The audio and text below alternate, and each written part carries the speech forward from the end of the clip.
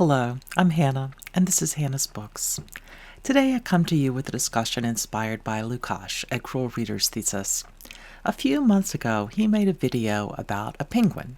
That is, a book published by Penguin Books.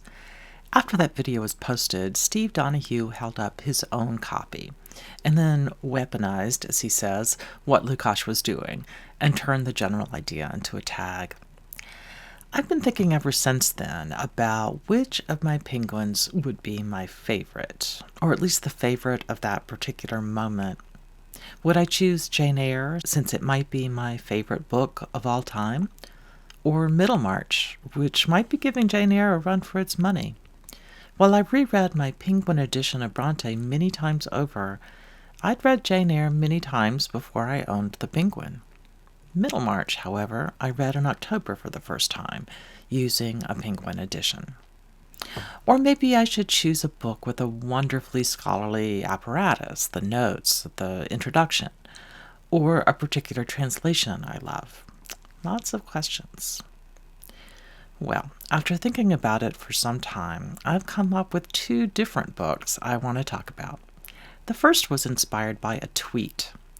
Right after Colson Whitehead won his second Pulitzer for Nickel Boys, the brilliant critic Sam Sachs posted on Twitter that Whitehead was only the fourth author to win 2 Pulitzers, along with William Faulkner, who I talked about a bit in my last video, John Updike, who I mentioned in the video before that, but not in positive terms, and Booth Tarkington.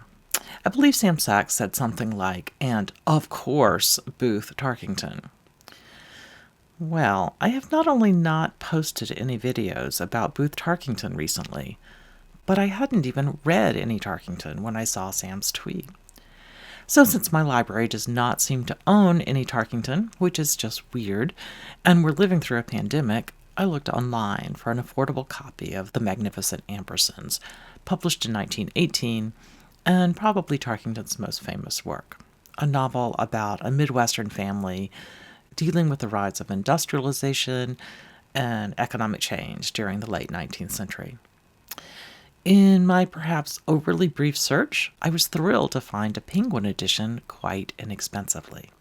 So I ordered it, and soon it arrived. Classic Penguin, right? Atmospheric artwork on the cover, white line separating a wide black band along the border, with the title in white lettering and the author's name above it in sort of a beigeish color. But wait, where is the penguin on the tiny orange oval? I couldn't believe that Penguin Books was changing its editions again and letting go of that little detail that always made me feel so happy and at home. Well, finally I realized that, of course, Penguin Books did not do away with its penguin. Instead, this book was a knockoff. It's a bit too big, and the margins quite a bit too narrow. There's no introduction or notes, and nothing at all in the back. All of this is to say that Booth Tarkington's The Magnificent Ambersons is not my favorite penguin at all, and it isn't even Booth Tarkington's fault.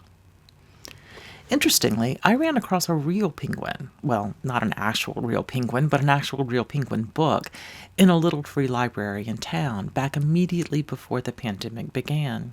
It was in great shape, aside from what looks like washed out bloodstain along the cut edge. Honestly, I had never heard of Poets Pub, but I picked it up anyway, partly because it was a penguin, and partly because the introduction was by Nancy Pearl. The book Poets Pub is by Eric Linklater.